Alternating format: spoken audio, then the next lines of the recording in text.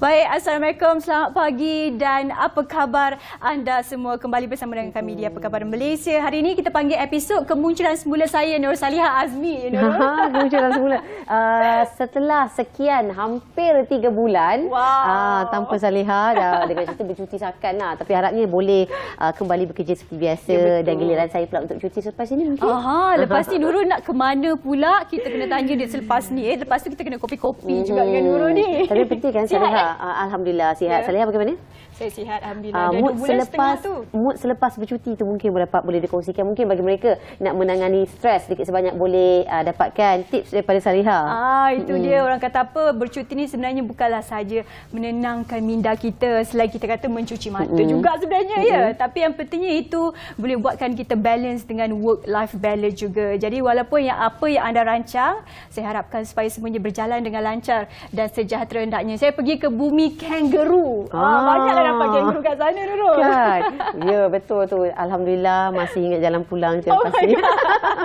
Okey, selamat kembali tugas Salihah. Dan nampaknya dah bersedia ya dan masih lagi mengikuti perkembangan di Malaysia setakat ini. Okey, Salihah, seperti biasa kita nak kongsikan mengenai apa yang berlaku, yang pastinya yang berlaku di dalam dan juga luar negara berkaitan dengan permasalahan dan juga isu-isu negara. Kami akan kongsikan melalui portal bernama dan hari ini apa berita yang kita nak kongsikan? Ya, Nurul. Seperti biasa saya kata dah lama saya baru pulang ke tanah air dan hari ini bersama dengan anda di program Apa Khabar Malaysia. Seperti biasa suka untuk kita kongsikan bersama dengan anda berita di portalbernama.com dan hari ini kita nak berkongsi yang pertamanya berkenaan tentang PM menekankan keamanan dan juga kestabilan multilateralisme pada sidang kemuncak ASEAN China yang ke-26. Okey, dan ini antara perinciannya, Perdana Menteri Datuk Seri Anwar Ibrahim menekankan keperluan penting untuk mengekalkan keamanan serta kestabilan di rantau ASEAN sambil mengukuhkan kerangka hubungan pelbagai hala antara ASEAN dan juga China. Berucap pada sidang kemuncak ASEAN ke-26 di sini, beliau berkata kerjasama pada masa akan datang bergantung kepada kepercayaan dan juga perbincangan pelbagai hala mengenai keselamatan dalam pertahankan kepentingan kedua-dua pihak juga.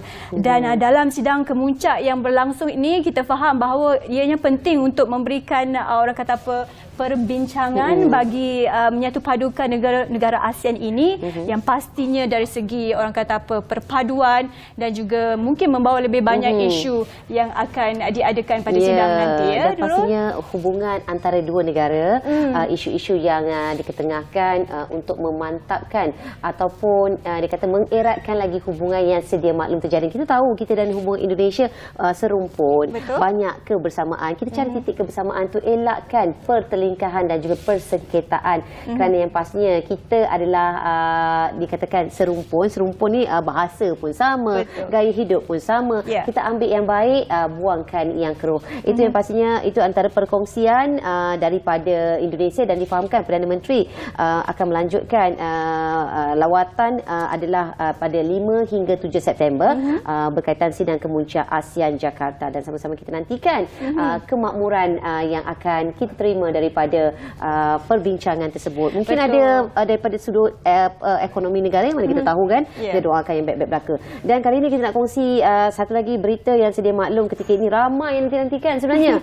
Berita ini iaitu kembara kenali Borneo yang di-Pertuan Agong Al-Sultan Abdullah Riayatuddin Al-Mustafa Billah Shah dan juga Raja Permaisuri Agong Tunku Azizah Aminah Maimunah Iskandariah tetap meriah dinanti-nantikan rakyat yang ketika ini menjelajahi Borneo telah pun memasuki hari yang kelima. Kita nak recap balik memasuki hari yang keempat pada semalam apa aktiviti yang telah pun berlangsung di mana kita sedia maklum ya, Jelajah Borneo ini merupakan aktiviti mengenali rakyat secara dekat terus di mana Agong kita akan berkhidmat sebagai Agong pada tahun ini, akan menamatkan perkhidmatannya pada hujung tahun ini dan inilah maksudnya rakyat dapat melihat secara dekat. Sebenarnya impian menjadi kenyataan juga ya. Siapa sangka yang duduk di kawasan pedalaman akan dapat menemui secara empat mata dengan kepimpinan tertinggi kita iaitu yang di-Pertuan Agong dan juga Raja Permaisuri di mana delegasi keberangkatan turut disertai dengan anak-anda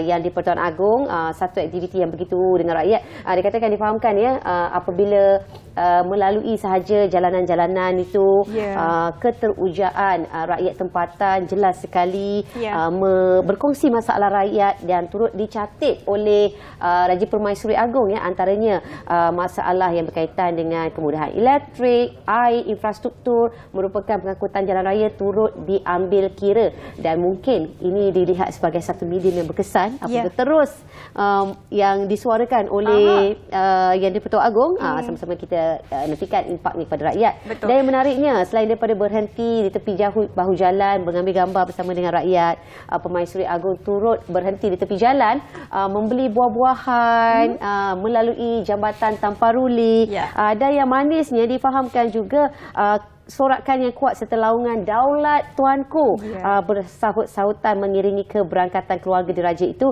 serta rombongan sepanjang jalan dari Ranau ke Kota Kinabalu, Sabah.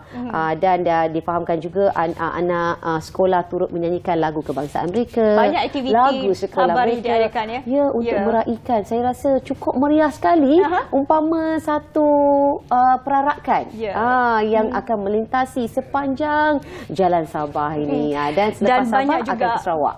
Banyak video yang dikongsikan dan semalam saya juga rasa cukup terharu bila melihat Permaisuri Agong sendiri menitiskan air mata melihat bagaimana sambutan rakyat Sabah apabila keluarga diraja ini melakukan lawatan mereka di sana. Dan Kembara Kenali Borneo ni saya kira adalah satu yang ulung kali diadakan, dan bagi orang kata apa, orang rakyat Sabah ini mengenali lagi lebih dekat keluarga diraja.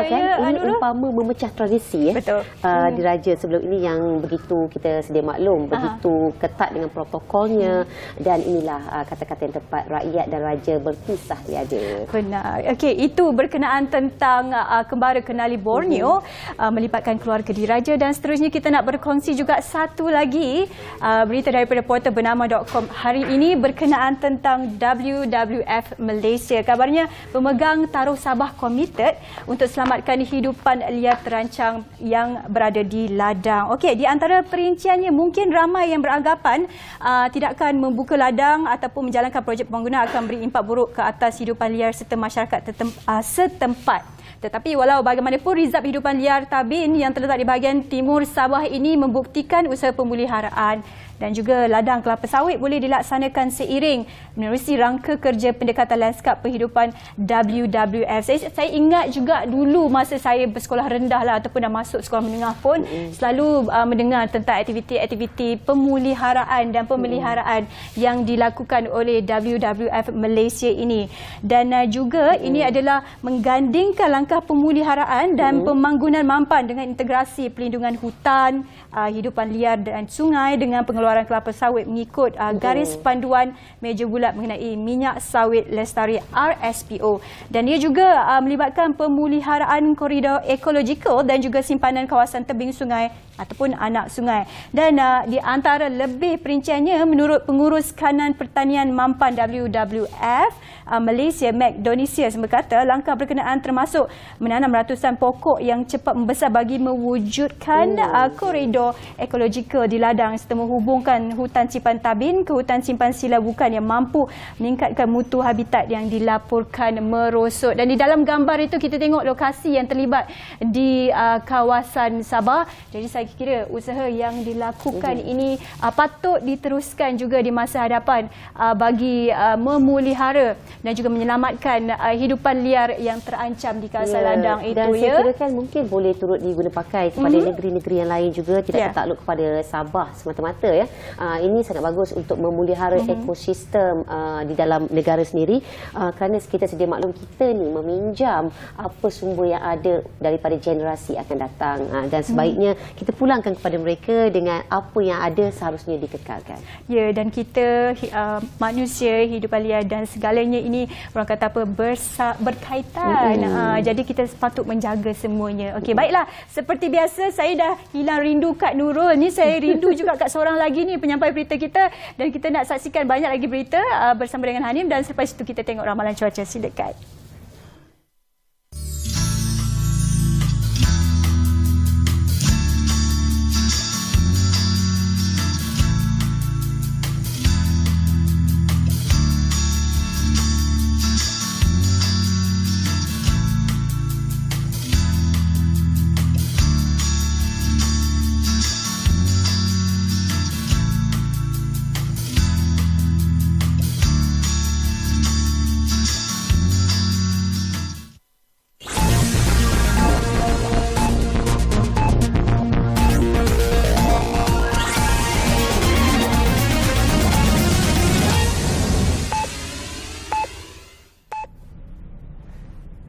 Assalamualaikum dan salam Malaysia Madani.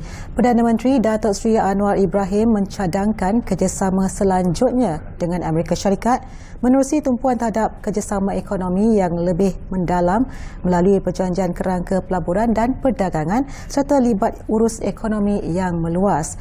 Beliau menegaskan pentingnya menyokong pelaburan langsung asing, mengembangkan perusahaan mikro, kecil dan sederhana ke peringkat antarabangsa, mempromosi pertumbuhan hijau untuk kemampanan iklim serta memastikan penggunaan sumber yang cekap dan keterjaminan makanan. Cadangan Perdana Menteri dikemukakan semasa sidang kemuncak ASEAN Amerika Syarikat ke-11 di Jakarta. Dihadiri Naib Presiden Amerika Kamala Harris dan dipimpin Presiden Indonesia Joko Widodo. Dalam dunia digitalisasi, beliau menggalakkan Amerika bekerjasama dengan ASEAN untuk memajukan transformasi digital di rantau ini, meliputi kesaling hubungan infrastruktur digital 5G selain daripada peraturan dan dasar data digital. Mengenai tenaga, Datuk Seri Anwar berkata, ASEAN menyasarkan menjana 23% tenaga primer daripada tenaga boleh diperbaharui menjelang 2025 dan berusaha mendapatkan sokongan daripada Amerika untuk mencapai sasaran itu. Malaysia juga menyambut baik perkongsian strategik komprehensif Amerika Syarikat, terutamanya ucapan pemimpin di sidang kemuncak itu untuk memajukan pandangan ASEAN terhadap Indo-Pasifik semasa sidang kemuncak ini. Dalam pada itu, Datuk Seri Anwar Ibrahim menegaskan keperluan kepada sistem keuangan serantau yang mampu menangani ketidakpastian dalam ekonomi sejagat dan risiko keuangan selain mampu meningkatkan kebebasan ekonomi serantau dan jaringan keselamatan. Berucap pada sidang kemuncak ASEAN Campur 3 ke-26, beliau juga menyuarakan kebimbangan mengenai keterjaminan makanan dan gesaan untuk meningkatkan kerjasama dalam pertanian pintar, terutamanya tumpuan kepada pekebun kecil. Datuk Seri Anwar juga menggesa kerjasama dengan China, Jepun serta Korea Selatan dalam pembangunan tenaga boleh diperbaharui, aset kepelbagaian biologi dan aplikasi teknologi pertanian. Beliau juga menyambut baik penerima gunaan kenyataan pemimpin ASEAN Campur 3 terhadap pembangunan ekosistem kenderaan elektrik. Perdana Menteri mengetuai delegasi Malaysia dalam sidang kemuncak ASEAN ke-43 yang berakhir hari ini. Ia sidang kemuncak pertama beliau dengan rakan dialog ASEAN iaitu Australia, China, Jepun, India dan Korea Selatan.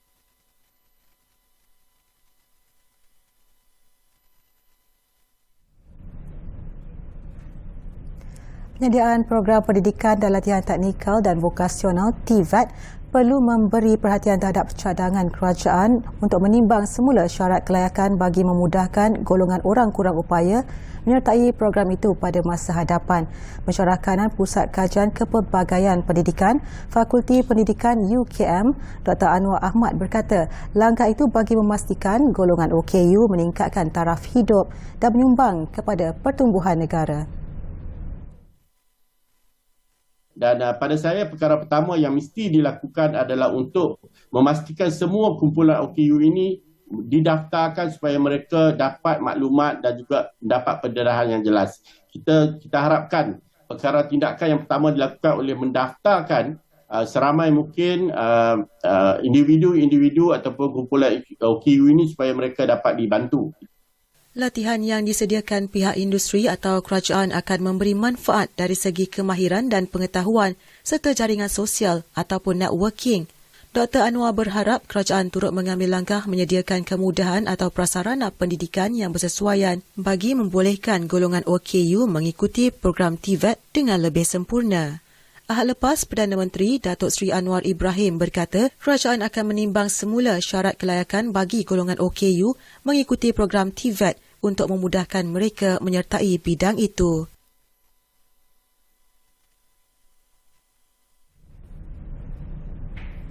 Sekian dari Bilik Berita. Assalamualaikum dan salam Malaysia Madani.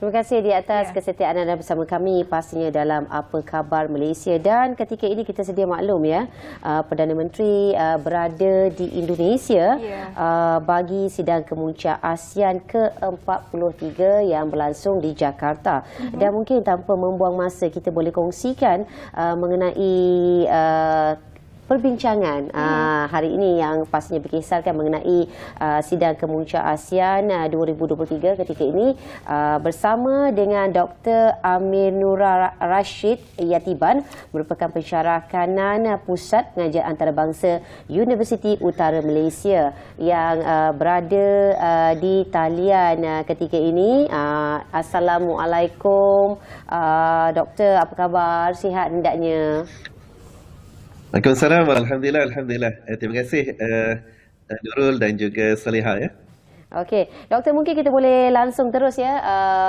Kita lebih kepada nak sentuhlah mengenai apa yang berlaku. Pastinya sidang kemuncak ASEAN 2023 ini begitu memberikan signifikan kepada negara, apatah lagi ya, Indonesia merupakan negara serumpun yang begitu erat dengan kita, dan berlangsungnya di situ akan mengeratkan lagi talian silaturahim yang sedia terjalin ini. Dan mungkin Doktor boleh kongsikan sedikit sebanyak pengisian yang dilihat akan memberi impak yang positif terhadap negara. Bismillahirrahmanirrahim. Assalamualaikum warahmatullahi wabarakatuh. Alhamdulillah kita mengikuti sidang kemuncak ASEAN kali ke-43 yang berlangsung di Indonesia, dan hari ini merupakan hari terakhir ataupun hari penutup. Dan Alhamdulillah kita melihat beberapa perkembangan yang saya kira sangat signifikan dalam konteks negara, dan juga of course dan ia akan memberikan impak yang positif insyaAllah kepada negara kita Malaysia yang merupakan salah sebuah negara pengasas ya, among the founding fathers, negara pengasas kepada ASEAN itu sendiri. Jadi kita lihat perbincangan banyak menumpukan kepada soal ekonomi, perdagangan antarabangsa, begitu juga tentang soal usaha perdamaian yang merupakan antara agenda teras dalam ASEAN, dan disebut dalam contohnya dalam ucap tama yang disampaikan oleh pengerusi sidang pada kali ini, iaitu Presiden Indonesia sendiri, di mana diberikan penekanan tentang soal penyelesaian konflik yang berlaku di Myanmar, begitu juga dengan isu peperangan yang berlaku di Ukraine, dan tidak dilupakan isu yang berterusan berlaku konflik kekejaman dan kezaliman ke atas umat Islam, terutamanya di Palestin, di Timur Tengah dan kawasan-kawasan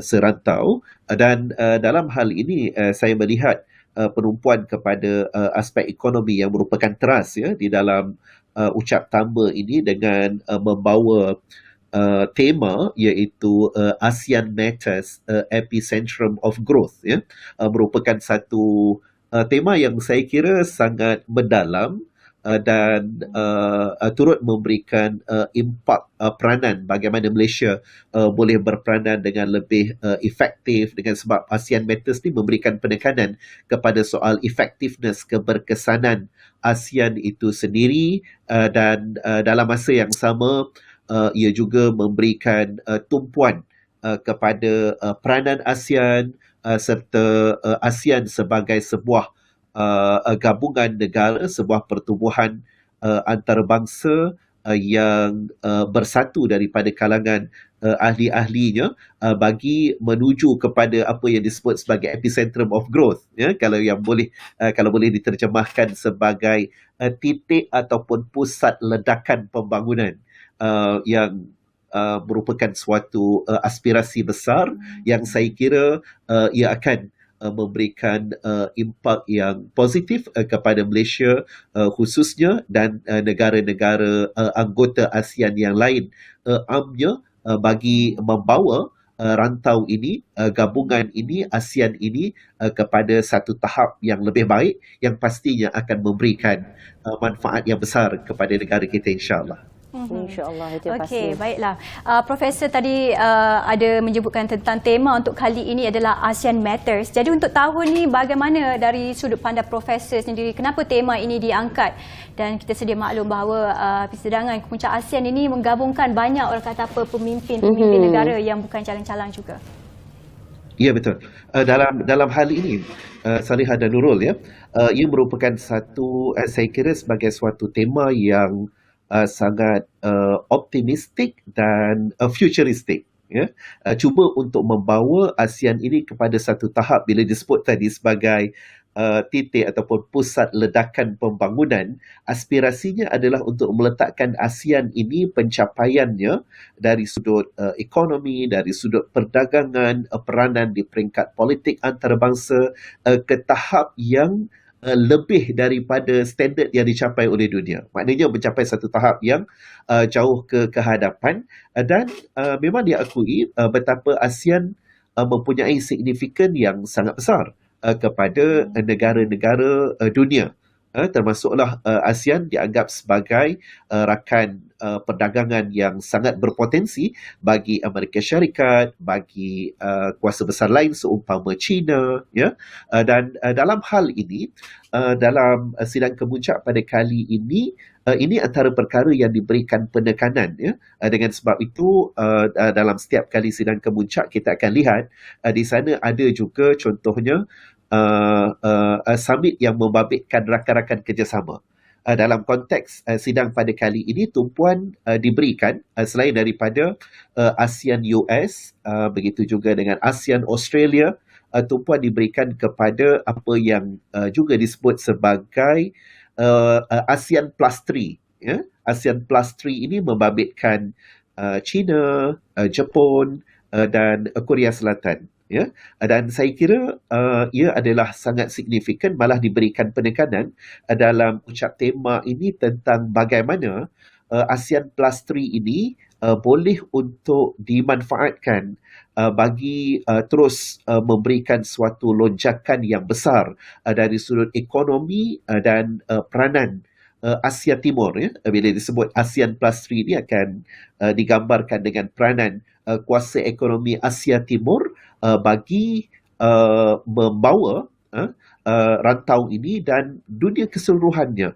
apatah lagi selepas daripada melalui fasa pandemik, maka ini adalah kebangkitan baru yang diharapkan boleh untuk memainkan peranan dengan lebih signifikan lagi. Dan kalau kita lihat, bukan setakat itu, tetapi mereka cuba untuk memperluas lagi ruang kerjasama strategik ini, membabitkan contohnya apa yang disebut sebagai ASEAN Sectoral Dialogue Partners, di mana di sini partnership ataupun kerjasama strategik ini akan membabitkan negara Norway, Switzerland, Turki, Brazil, UAE, Pakistan, South Africa. Manakala ada satu lagi bentuk kerjasama strategik yang disebut sebagai development partnerships yang membabitkan Chile, France, Germany dan Italy, di samping sebuah negara yang baru dilibatkan dalam dua negara, ya, yang dilibatkan dalam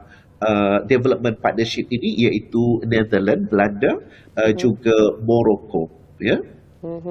Itu dia. Dan kita nak sentuh juga mengenai sidang kemuncak ASEAN di mana tuntutan China turut diusulkan, di mana China telah pun memperbaharui petanya di mana sempadan di Laut China Selatan, antara isu yang turut menjadi tumpuan kali ini, dan juga sekuriti makanan, itu yang pasti yang akan dibincangkan menjadi keutamaan mengenai intipati dalam sidang kemuncak ASEAN yang ke-43. Dan mungkin Doktor boleh komen mengenainya.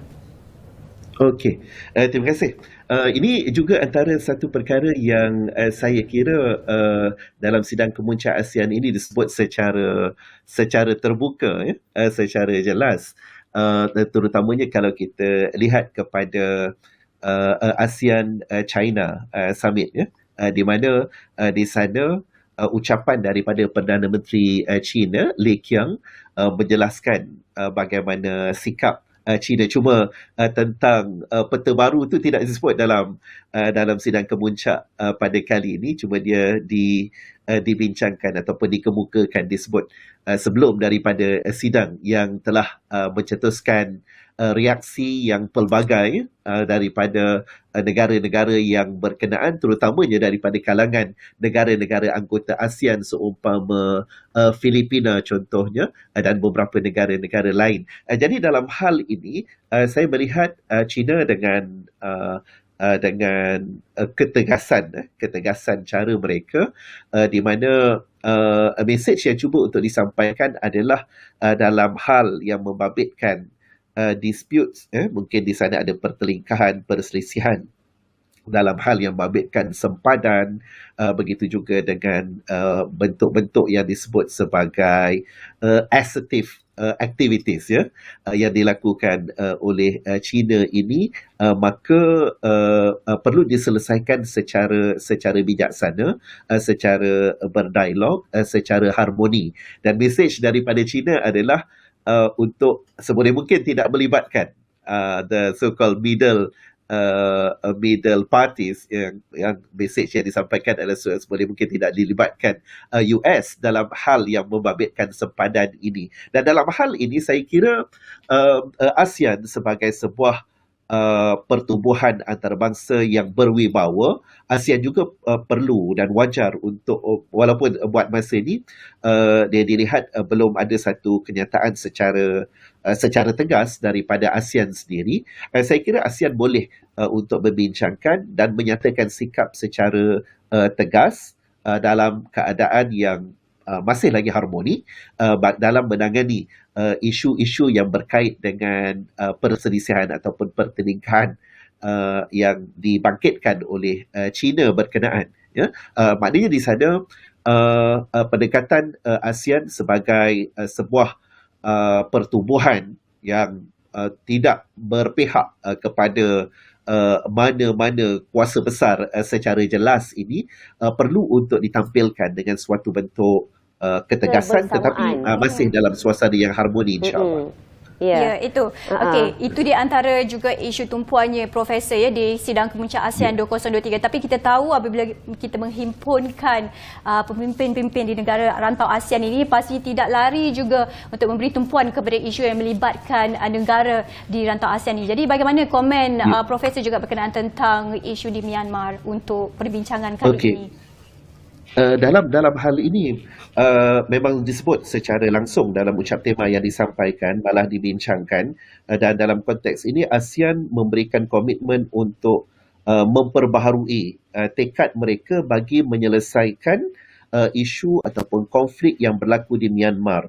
Kalau kita sedia maklum, sebelum daripada ini, dalam sidang kemuncak yang sebelum ini, ASEAN telah menggariskan 5 poin konsensus, maknanya 5 perkara yang dipersetujui bersama bagi penyelesaian isu Myanmar. Cuma dalam sidang kemuncak pada kali ini dilihat bahawa 5 perkara ini tidak ada progres yang memberangsangkan. Dalam erti kata lain, masih gagal mencapai hasrat penyelesaian yang dipropos, yang dicadangkan oleh pihak ASEAN sebelum ini. Jadi komitmen daripada pihak ASEAN adalah untuk menumpukan 5 perkara ini perlu untuk dipastikan agar dapat mencapai beberapa milestone, pencapaian yang boleh dikira positif bagi penyelesaian konflik di sana. Dengan sebab kita sedia maklum apa yang berlaku di Myanmar masih lagi berterusan, masih lagi berlaku penindasan, begitu juga dengan konflik yang berterusan di sana, dan Myanmar merupakan salah satu daripada anggota ASEAN, maka ASEAN memang perlu untuk berperanan dengan lebih tegas dan dalam masa yang sama ditangani dengan secara paling bijaksana. Dan saya kira untuk mengangkat 5 perkara ini dan memperbarui tekad bagi memastikan 5 perkara ini dapat dilaksanakan, itu sekurang-kurangnya boleh menjadi mukaddimah kepada kejayaan penyelesaian konflik di Myanmar untuk tempoh yang seterusnya, insyaAllah. Okey, Doktor, sebenarnya kita nak sentuh juga mengenai sekuriti makanan. Seperti yang kita sedia maklum ya, apabila berlakunya pandemik COVID-19 tempoh hari memberikan satu impak yang begitu besar. Dan apabila kita kenal pasti, Asia merupakan tanah yang begitu subur sebenarnya, dan untuk memantapkan lagi selain daripada ekonomi dan juga sumber makanan adalah pastinya untuk memantapkan lagi antara negara-negara ASEAN ini untuk memastikan sumber-sumber yang diterima ini adalah rantaiannya berpusing di kalangan negara ASEAN yang ada, di mana ianya dapat mengurangkan sedikit sebanyak kos daripada mengimport daripada negara-negara barat. Dan mungkin di sini antara persidangan intipati yang diketengahkan dalam menangani sekuriti makanan itu, sejauh manakah tahap perbincangan tersebut dilihat dapat memberikan impak yang positif terhadap ASEAN itu sendiri? Okey, dalam hal ini memang disebut secara jelas berkenaan kepentingan dan hal yang membabitkan keterjaminan makanan ini, food security, dan saya lihat negara-negara anggota semua mempunyai tahap kesedaran yang tinggi dalam konteks ini dan cuba untuk membina plan yang lebih berkesan dan menyeluruh yang membabitkan negara-negara anggota ini dengan memanfaatkan potensi mereka masing-masing. Tetapi to be perfectly honest ya, secara jujurnya dalam konteks ASEAN sahaja memang masih belum cukup untuk menangani isu keterjaminan makanan ini. Benar, ia boleh untuk merangsangkan produktiviti, mengatur dan menyusun pengagihan dan juga pengurusan makanan ini dengan lebih baik. Tetapi maaf Doktor, nampaknya kita kesuntukkan masa ketika ini dan perbincangan tu saya kirakan sesuatu yang menarik, dan selain daripada itu kan mungkin boleh bertukarnya teknologi antara negara-negara yang maju dengan negara-negara yang kaya dengan kesuburan tanahnya untuk memperbaiki lagi sekuriti makanan yang ada ketika ini ya. Dan itu terima kasih kita ucapkan kepada tetamu kita untuk pengisian topik yang menarik, iaitu Sidang Kemuncak ASEAN 2023, iaitu Sidang Kemuncak ASEAN yang ke-43 bersama dengan Profesor Madya Dr. Amirul Rashid Yatiban, merupakan pensyarah kanan pengajian antarabangsa Universiti Utara Malaysia. Terima kasih sekali lagi. Dan kita tahu hari ini adalah hari terakhir untuk Sidang Kemuncak ASEAN 2023 ini. Kita harapkan supaya ianya berjalan dengan lancar dan juga dengan baik. Dan sebelum itu, kita selepas ini ada banyak lagi benda-benda kita nak kongsikan bersama dengan anda kepada selepas ini.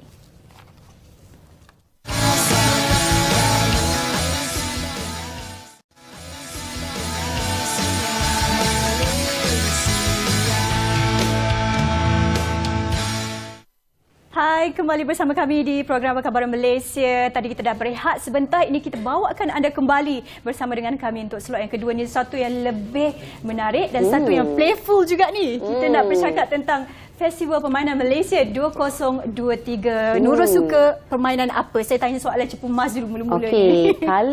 Kalau sebut je Festival Permainan Malaysia, dia dah terimbau kembali zaman-zaman kanak-kanak dulu kan. Yang saya rasa ketika ini pun anak-anak sekarang dia tak mainkan lagi. Antaranya lompat galah. Kan, galah panjang. Galah panjang. Dah tak ingat dah perkataan, nampak kan betapa lama dah tinggalkan. Batu seremban, congkak. Itu legend tu, batu seremban. Betul. Kerana saya dibesarkan dalam suasana kampung. Begitu dekat sekali dengan mandi sungai semua. So apabila dikatakan permainan festival permainan ini, dia akan secara tak langsung automatiknya dia akan kembali kepada zaman kanak-kanak saya yang lampau. Ya, kita macam mengimbau memori. Jadi untuk festival permainan ini kita ada tetamu yang cukup istimewa di studio. Kita nak kenalkan kepada anda, iaitu Puan Rosdiana Roman, penolong pengarah Jabatan Kebudayaan dan Kesenian Negara Wilayah Persekutuan Kuala Lumpur, dan juga Encik Muzairah Mustafa, pengerusi Gasing Pangkal KL dan Putrajaya. Ini basic organizernya ni. Terima kasih dan selamat datang kita ucapkan kepada kedua-duanya. Mungkin untuk permulaannya kita pergi kepada Puan Ros, mungkin nak berbicara dan berkongsi berkenaan tentang penganjuran kali ini. Puan Ros, silakan. Okey, terlebih dahulu kami mengucapkan berbanyak-banyak terima kasih kepada pihak bernama kerana menjemput pihak Jabatan Kebudayaan dan Kesenian Negara Wilayah Persekutuan Kuala Lumpur untuk hadir dalam segmen Apa Khabar Malaysia. Okey, bercerita mengenai Festival Permainan Malaysia at Kuala Lumpur. Program ini adalah merupakan anjuran Kementerian Pelancongan Seni dan Budaya iaitu MOTEK yang akan diselaraskan oleh Jabatan Kebudayaan dan Kesenian Negara Wilayah Persekutuan Kuala Lumpur bersama dengan kerjasama Dewan Bandaraya Kuala Lumpur dan juga Persatuan Sukan Tradisional Malaysia iaitu Sutra. Ya. Okey, sebenarnya program ini akan berlangsung selama 3 hari iaitu bermula pada 15 September sehingga 17 September di Dataran Merdeka Kuala Lumpur. Okey, selama 3 harilah penganjuran. Wow, begitu meriah. Festival. Okey, 15 hingga 17 September di Dataran Merdeka Kuala Lumpur. Inilah masanya untuk nak membawa anak-anak mengenali permainan yang telah pun lama ditinggalkan. Dan mungkin anak kita pun tak kenal langsung apakah jenis permainan itu ya. Dan kita nak tanya juga kepada Cik Muzairin yang merupakan pengerusi Gasing Pangkah Kuala Lumpur dan Putrajaya. Apakah objektif untuk penganjuran Festival Permainan Malaysia at Kuala Lumpur pada tahun ini? Okay, Assalamualaikum. Salam Malaysia Madani. Objektif kita sebenarnya untuk memutabakkan lagi lah permainan tradisional kita. Okay, di masyarakat di Malaysia sebenarnya. Di samping menggalakkan lagi pada untuk remaja yang muda-muda sekarang yang banyak tak tahu lagi pasal permainan Malaysia untuk tradisional Malaysia. Antara pengisian permainan yang akan dibawakan dalam festival ini yang mungkin Cik Muzairin boleh kongsikan. Okey, saya selaku pengurusi Persatuan Gasing Malaysia Kuala Lumpur Putrajaya. Okey, kita membawakan satu permainan Malaysia Gasing Championship. Okey. Untuk makluman Gasing Malaysia Championship bermula pada 2013 di PUM. Kita memperkenalkan gasing polimer untuk diperkenalkan di peringkat sekolah. Okey, kita backup daripada remaja, kanak-kanak semua dan sampai ke untuk dewasa lah. Okey. Nama dia punya tu pun dah cukup orang kata menarik ni. Jadi kita nak tanya pula kepada Puan Ros untuk kali ini apa highlight ni ataupun tumpuan ni yang siapa nak pergi untuk beberapa hari ini apa yang ditunggu-tunggu di sana?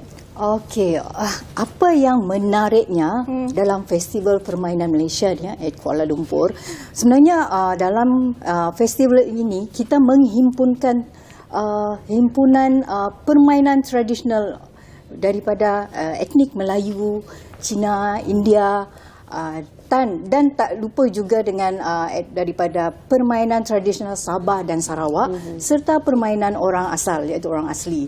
Jadi memang selama 3 hari itu kita akan menghimpunkan pelbagai permainan tradisional Malaysia dan di samping itu juga kita akan disajikan dengan pameran daripada agensi-agensi kerajaan dan swasta yang bertemakan permainan tradisional. Maknanya pengisian dalam pameran tu semua mengenai permainan tradisional, games. And then selain daripada itu kita juga akan disajikan dengan demonstrasi iaitu satu yang menarik lah yang saya boleh kongsikan iaitu demonstrasi Cingge yang kita bawakan khas daripada Persatuan Cingge Pulau Pinang. Pulau Pinang Yes. So di KL ni kita tak pernah nampak. Jadi Jabatan Kebudayaan dan Kesenian Negara berhasrat akan membawakan demonstrasi Cingge ni bersempena Festival Permainan Malaysia. Saya rasa Cingge tu memang tumpuan sebab kalau di Pulau Pinang biasanya ada satu hari dalam setahun tu mereka akan adakan satu program. Memang ramai yang akan hadir untuk tengok tunjukkan tu dulu ya. Ya betul. Jadi slot Cingge ni kita ada selama 2 hari lah. Iaitu pada 16 dan juga 17 September. Jadi orang ramai dijemput hadir beramai-ramai ke Dataran Merdeka untuk menyaksikan bagaimana permainan Cingge ini secara live lah. Secara live yang penting. Menarik tu. Okey, dan Cik Muzairin mungkin sebagai sebuah NGO kan, bagaimana tuan melihat peranan Festival Permainan Malaysia di Kuala Lumpur ini akan memberi impak yang positif khasnya kepada warga kota yang sememangnya antara mereka yang daripada kecil lagi sememangnya dibesarkan, dilahirkan tanpa mengenali akan permainan tradisi itu sendiri. Ya, seiring dengan sekarang ni untuk bila kita anak-anak kita sibuk dengan gadget. Okay, so kita now dengan Festival Permainan Malaysia ni kita bermain permainan tradisional secara fizikal. Okay, kita turun padang, main sama-sama mengenali daripada dia punya asas permainan tu. Sebagai contoh macam gasing. Bila sibuk gasing ni, kebanyakan bila saya tanya kepada budak tu, dia mengenali hanya gasing Cina sebenarnya. Gasing Cina yang diperkenalkan daripada sekolah yang kecil-kecil. Sebenarnya gasing terdiri daripada gasing tradisi di seluruh negeri kita ada. Now kita memperkenalkan gasing Malaysia sebenarnya. Gasing Malaysia yang dipermainkan untuk kategori dewasa, remaja dan kanak-kanak. Okey, nak tahu juga dah alang-alang sebut pasal gasing kan. Ada berapa jenis gasing sebenarnya yang sebenarnya kita tak tahu pun. Yang kita tahu gasing Cina tu lah yang kecil tu kan. Sebab itu je kalau sebut gasing, itu je yang terbayang di fikiran saya. Okey, itulah kerjasama JKKN dengan Persatuan Gasing Malaysia. Okey, kita menghimpunkan gasing di seluruh Malaysia ni. Setiap negeri memang ada gasing tradisi. Sebagai contoh, Kelantan dengan gasing uri dia, Johor dengan gasing tala, okey. Sabah Sarawak terkenal dengan gasing Borneo tu. Maka kita perkenalkan gasing Malaysia sebenarnya ni. Kita himpunkan satu jenis permainan yang seragamkan, kita adakan pertandingan. Okey, tadi ada sebut tentang pertandingan. Jadi mungkin selain daripada pertandingan, kita ada juga pertunjukan, cinggir dan sebagainya. Aside of that, apa lagi aktivitinya Puan Ros? Okey, selain daripada pertandingan, sebenarnya Festival Permainan Malaysia ni dia punya anchor iaitu program utama adalah pertandingan permainan tradisional bagi kategori badan beruniform dan juga sektor korporat. Yang mana kita mempertandingkan sebanyak 10 pertandingan permainan tradisional. Semua permainan tradisional. Seperti Batu Seremban. Itu favourite saya. Favourite. Kita ada ni segmen bersama media.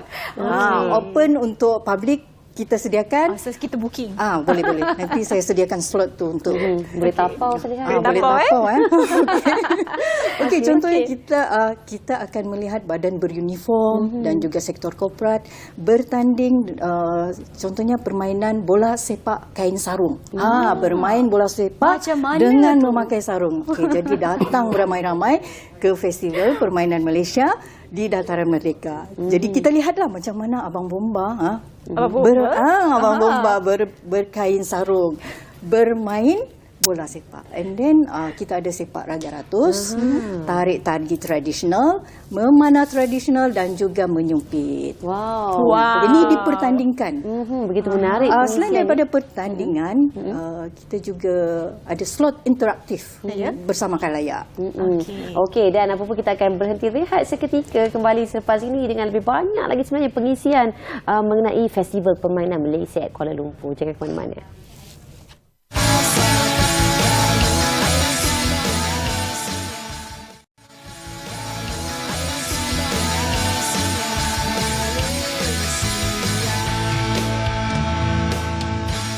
Baik, terus setia dan terima kasih bersama dengan kami lagi dan kita masih lagi bercakap tentang Festival Permainan Malaysia 2023. Kalau Salihah, Batu Seremban. Kalau Nurul, Galah Panjang. Tapi walau macam mana pun kita bercakap tentang permainan tradisional ni, pastilah dia mengimbau kenangan dulu-dulu. Jadi kita nak terus jaga juga kepada Puan Ros.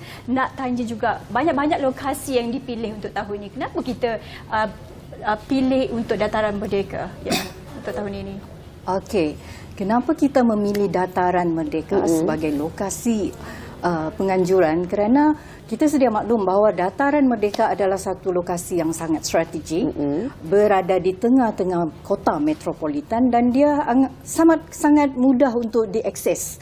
Contohnya kemudahan pengangkutan awam tu memang senanglah. Dan kita sedia maklum bahawa Dataran Merdeka ni adalah tumpuan pelancong dalam dan juga luar negara. Jadi dia berselaras dengan objektif penganjuran program kita nak memartabatkan permainan tradisional bukan sahaja di kalangan masyarakat Malaysia, namun kita mempromosikan permainan tradisional ini di mata dunia lah. Contohnya pelancong-pelancong yang hadir ni kita boleh bermain sekali dengan permainan tradisional yang kita sajikan. Dan kita sedia maklum Kuala Lumpur ni merupakan heart of Kuala Lumpur Dataran Merdeka ni. Itu pastinya.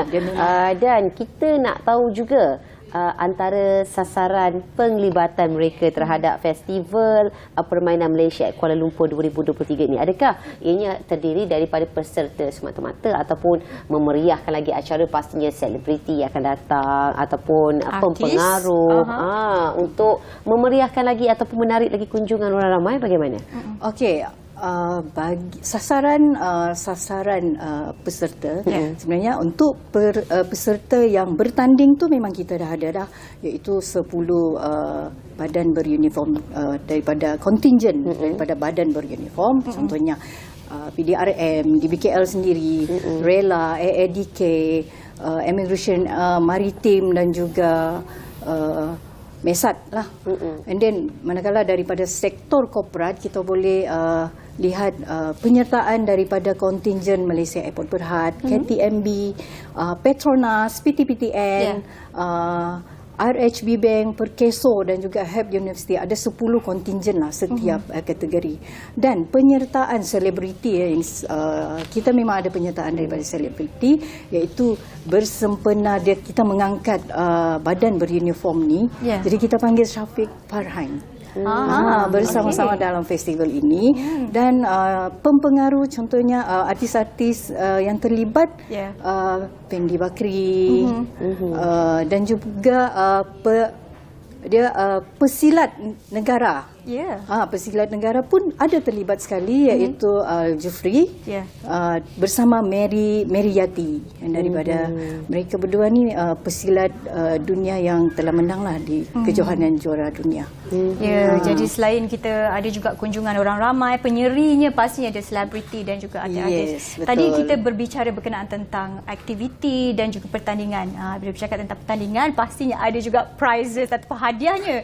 Jadi mungkin salah seorang berkongsi tentang mungkin grand prize dan apa yang akan dibawa pulang kepada mereka yang berkunjung dan menyertai pertandingan di sana. Okey, untuk prize hadiah bagi pertandingan permainan tradisional sektor korporat dan juga badan beruniform, mereka akan membawa pulang wang tunai yang berjumlah 6,000 dan piala pusingan, kemudian naib johan 4,000, tempat ketiga 2,000 dan tempat keempat 1,000 berserta hadiah iringan lah. Dan manakala kita juga sebenarnya ada hadiah voucher penyertaan kepada orang ramai yang bermain permainan tradisional. Orang ramai hanya perlu menyertai permainan interaktif yang kita sediakan dan anda layak memenangi voucher yang ditaja oleh Decathlon. Semuanya hadiah. Semua ada hadiah. Menarik untuk pertandingan itu, Nurul. Okey, dan kita nak tanya juga kepada Cik Muzairin mengenai harapan daripada pihak Cik Muzairin sendiri terhadap penglibatan orang ramai terhadap permainan gasing pada ketika festival itu yang akan dianjurkan kelak. Okey, alhamdulillah setakat ni penglibatan dan komitmen selain daripada peserta dan masyarakat yang mengenali pasal gasing berminat. Lebih-lebih lagi untuk pada edisi kali ini kita ada buat beberapa kategori. Yang pertama kategori untuk negeri-negeri. Setakat ni telah disahkan penyertaan sebanyak 12 pasukan negeri, termasuk 2 pasukan negara luar, itu Brunei dan Singapura menyertai untuk kategori terbuka. Okay. Bagi kategori remaja pada tahun ni kelainannya kita memperkenalkan street gasing sebenarnya. Street gasing untuk permainan bergu untuk remaja, dia akan bermain 2 lawan 2 dengan satu permainan interaktif di dalam gelanggang yang berpagar. Dan nak lebih tahu lebih lanjut, kita sama-sama datang nanti sebenarnya. Jom tu penting. Nak tahu lebih lanjut, anda kena datang untuk sertai. Okey, satu lagi untuk makluman, kita ambil juga nostalgia untuk pemain lama sebenarnya, otai-otai yang pernah bermain di peringkat akhir pada tahun 1993 di mana antara Melaka dengan Selangor. Kita angkat untuk mengadakan permainan persembahan untuk orang lama. Bermaksud orang lama pun masih boleh bermain gasing lagi. Minat pun ada untuk menarik minat orang baru, orang muda. Tak ada yang lama tu, makanya tak adalah yang baru. Okey, berbicara berkenaan tentang gasing ni juga sebagai pengurusi gasing pangkah di Kuala Lumpur inilah kita tanya pendapat ataupun komen kepada Encik Muzairin ni. Jadi apa relevannya ataupun mungkin bagaimana festival seperti ini membantu memberikan orang kata impak positif kepada anak-anak muda dan kepada saya sendiri pun kadang-kadang dah tak ingat sangat permainan ini. Jadi bagaimana keadaan festival ini yang memberi kesan kepada semuanya? Alhamdulillah, dengan macam saya maklum dengan kerjasama KN sendiri, kerajaan dengan NGO, dengan perkhidmatan daripada kita ibarat dari gasing lama daripada kayu, kita memperkenalkan pada gasing polimer dengan menarik minat dan mendapatkan peralatan tu mudah diperolehi. Okey, di mana kita berharap di setiap sekolah dan setiap di kedai-kedai sukan ada menjual permainan gasing tu untuk memudahkan semua generasi atau masyarakat dapat bermain. Dan kita nak tanya juga kepada Puan Ros pastinya mengenai harapan daripada pihak JKKN terhadap penganjuran Festival Permainan Malaysia Kuala Lumpur 2023 ini. Okey, pihak penganjur Jabatan Kebudayaan dan Kesenian Negara amat berharap agar Festival Permainan Malaysia at Kuala Lumpur pada tahun ini dapat menyuburkan semangat hidup bermasyarakat di kalangan rakyat Malaysia yang berbilang bangsa dan agama. Ini selaras dengan maklumat dasar kebudayaan negara DAKEN, iaitu mengukuhkan perpaduan dan kepribadian serta jati diri di dalam. Dan mungkin di kesempatan yang terakhir ini Puan Ros boleh berkongsi pada orang ramai bagaimanakah nak mendapatkan info berkaitan Festival Permainan Malaysia at Kuala Lumpur 2023 ini? Okey, orang ramai yang ingin mengetahui info-info yang menarik mengenai Festival Permainan Malaysia at Kuala Lumpur pada tahun ini, anda bolehlah melayari laman sesawang JKKN iaitu www.jkkn.gov.my dan juga boleh melayari platform sosial media Jabatan Kebudayaan di Twitter, Facebook, Instagram dan juga TikTok. Kami sentiasa membuat info-info yang menarik mengenai festival. Okey, ada info yang boleh didapati dan kita harapkan beberapa hari ini kita nak mengajak lebih ramai untuk sertai Festival Permainan Malaysia 2023. Dengan itu kita pun dah berhujungnya, banyak dah kita berkongsi. Jadi kita nak ucapkan terima kasih kepada kedua-dua tetamu kita iaitu Puan Rosdiana Roman, Penolong Pengarah Jabatan Kebudayaan dan Kesenian Negara Wilayah Persekutuan Kuala Lumpur, dan juga Encik Muzair Mustafa, Pengurusi Gasing Pangkah Kuala Lumpur Putrajaya. Banyak informasi yang kita dapat hari ini. Ya Nurul ya? Ya, dan untuk maklumat lanjut berkaitan Festival Permainan Malaysia Kuala Lumpur, anda boleh langsung ke laman sesawang JKKN iaitu www.jkkn.gov.my dan juga di platform Facebook, Twitter dan juga Instagram. Itulah dia, mana tahu bolehlah membawa seisi keluarga untuk beriadah. Betul. Okey, baik, anda jangan ke mana-mana. Kita ada lagi paparan yang cukup menarik selepas ini dengan anda dan kembali selepas ini.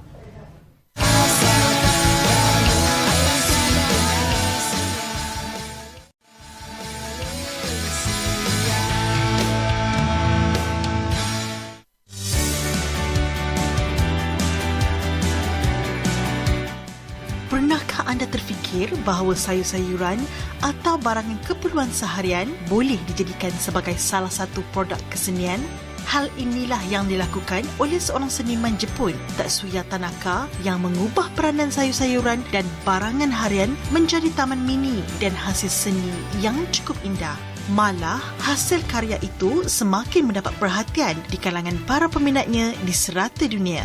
Bertempat di salah sebuah galeri yang terletak di Sao Paulo, Brazil, Tatsuya Tanaka mempersembahkan hasil seninya yang telah menarik minat ratusan peminat seni dari serata Brazil untuk melihat hasil karyanya itu.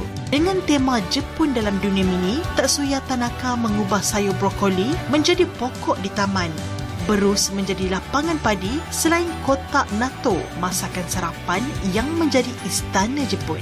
Tanaka yang juga merupakan seorang jurugambar profesional berkata beliau mula menghasilkan karya seninya itu dengan cara meniru karya-karya orang lain sebelum mengubah suai mengikut ideanya sendiri.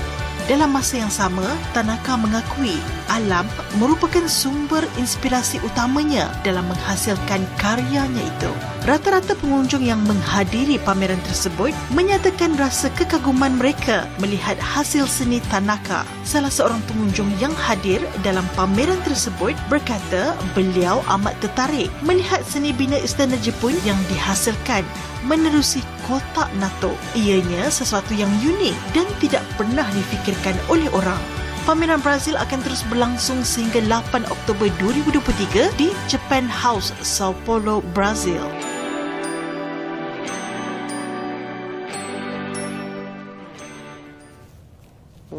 Itu tadi antara bingkisan yang kita kongsikan Taman Kerdil Jepun daripada barangan harian. Menarik kan sebenarnya. Saya sangka kan barangan harian dapat diinovasikan menjadi satu hiasan yang begitu menarik sekali. Ya, orang kata apa, kita je kena raja mencari apa pameran yang cukup menarik yang berlaku di Kuala Lumpur ni. Dan hari ini selanjutnya di dalam program Apa Khabar Malaysia, Cerita Malaysia, hari ini kita membawakan kepada anda Al-Quran Braille untuk saudara kita. Jadi di studio kita tak nak melengahkan masa, kita nak ucapkan selamat datang kepada Encik Muhammad Fazal Cik Yusof, iaitu yang di-Pertua Persatuan Orang-Orang Cacat Penglihatan Islam Malaysia Pertis. Assalamualaikum. Waalaikumsalam warahmatullahi wabarakatuh. Alhamdulillah. Terima kasih semua. Okay, pastinya begitu ceria, begitu semangat sekali bersama kami dalam Apa Khabar Malaysia. Terima kasih. Apa aura bernama tu?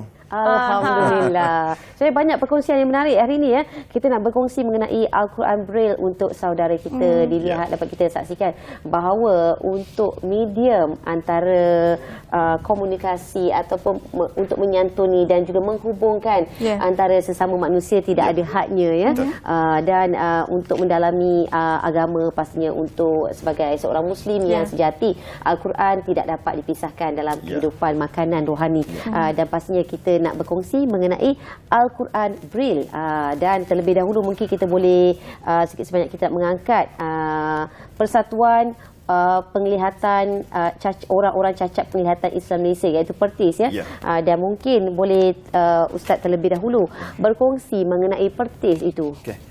Pertamalah bismillah, alhamdulillah. Terima kasih kepada Salihan Nurul dan terutama bernama ni dengan kita orang dah memang sentiasa ada, cuma yang on off bernama TV-nya, bernama radionya. Terima kasih banyak saya ucap pada pihak bernama lah. Jadi untuk hari ini kita nak cerita pasal Al-Quran, cumanya bila sebut tentang Pertis tu sendiri, Pertis ni kita tubuhkan pada 1986 secara didaftarkan. Dari segi spirit dia tu tahun 80-an tu dah ada dah.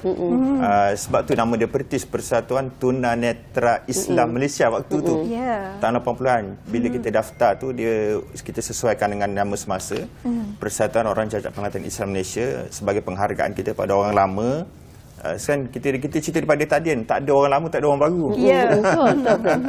Jadi kita maintain nama Pertis tu, tapi nama tu Persatuan Orang Cacat Penglihatan Islam Malaysia. Okey, fokus Pertis ni mudahnya sebenarnya macam mana kita nak bawa OKU penglihatan supaya dekat dengan Islam, dan bagaimana Pertis tu sendiri boleh sentiasa relevan dalam masyarakat. Sebab tu sampai sekarang alhamdulillah ada 80-an, 96 kita orang berdaftar sampai 2023 ni 27 tahun alhamdulillah kita maintain lah. Even masa COVID dulu pun dengan dukungan bernama pun kita dapat banyak membantu komuniti ukir penglihatan tu sendiri di seluruh negara. Alhamdulillah lah. Saya itulah habis ringkas lah tu saya boleh cerita tentang Pertis, insyaAllah, sebab selebihnya boleh kami jemput lawat ke Facebook kita orang lah. Persatuan Cacat Penglihatan Islam Malaysia, tulis Pertis dekat carian tu akan keluar info berkaitan Pertis, insyaAllah. Sebenarnya dah lama juga penubuhan Pertis ni ya Ustaz ya. Dia bercakap tentang hari ini kita bawakan tentang Al-Quran Braille ini. Jadi bagaimana Ustaz melihat Al-Quran Braille ini membantu orang cacat penglihatan ini untuk membudayakan Al-Quran dalam kehidupan mereka? Okey, alright.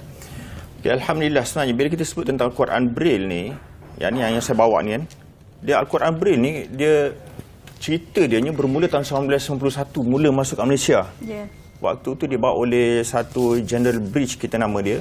Dia pegawai JKM, orang Inggeris waktu tu. Dia mula bawa Al-Quran Braille ni daripada luar untuk diperkenalkan di Malaysia. Semenjak daripada itu berlaku panjang cerita perkembangan Al-Quran Braille ni, sehinggalah tahun 2000, bermula tahun 2012, 2014 macam tu.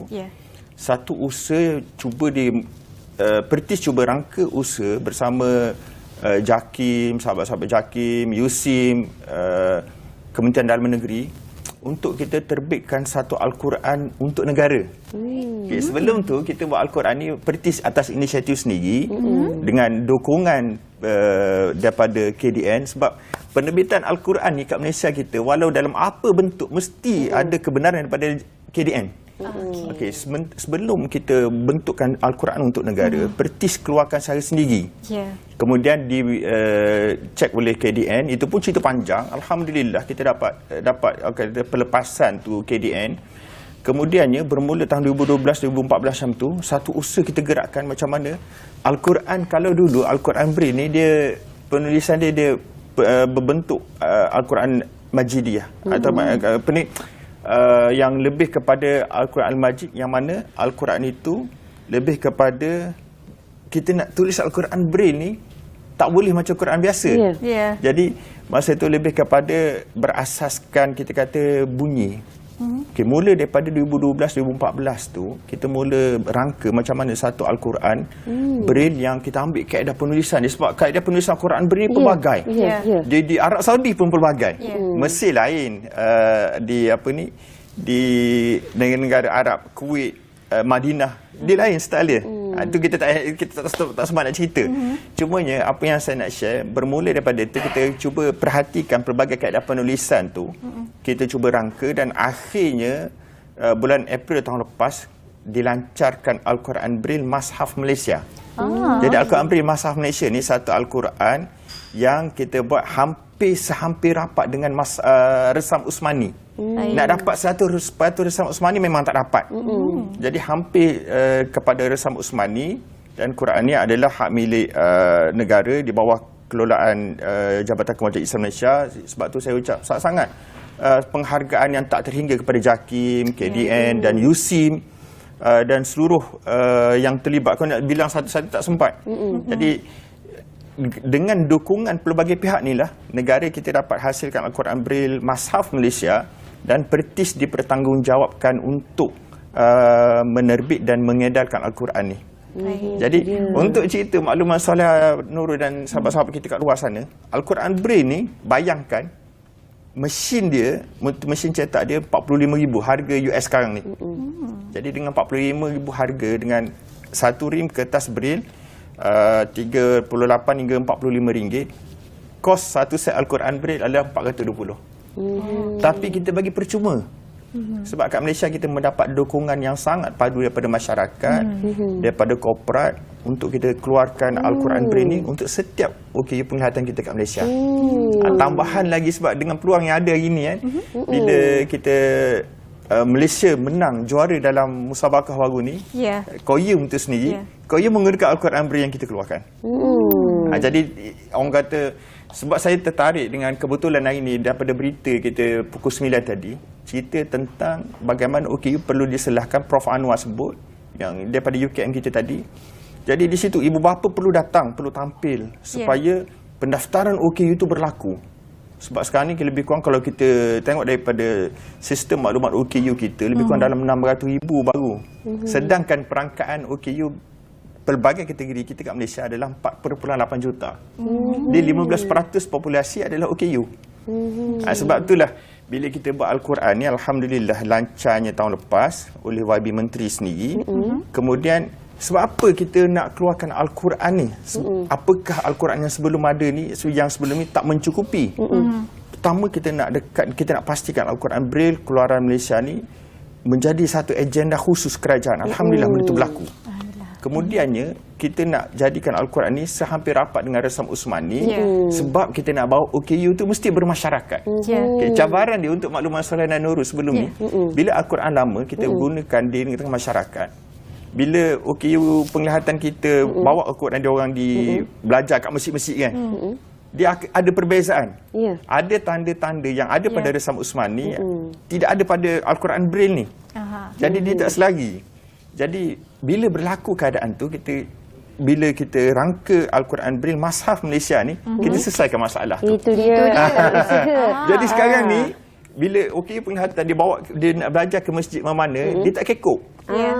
Sebab Al-Quran kita ni memang sehampir dah, misal kata ada tanda-tanda bacaan panjang, tanda-tanda mudah hizib untuk dan seumpama dipelajari dan mudah untuk dipahami. Yang paling penting ia mencapai tahap standard yang diperlukan. Itu dia usaha yang kita dapat saksikan daripada Pertis untuk daripada Persatuan Orang-Orang Cacat Penglihatan Islam Malaysia dalam usaha untuk memartabatkan ilmu Al-Quran di kalangan golongan OKU ini. Dan kita akan berhenti rehat seketika, Ustaz. Kita akan kembali selepas ini pastinya dengan lebih banyak kupasan yang menarik. Teruskan setia bersama kami.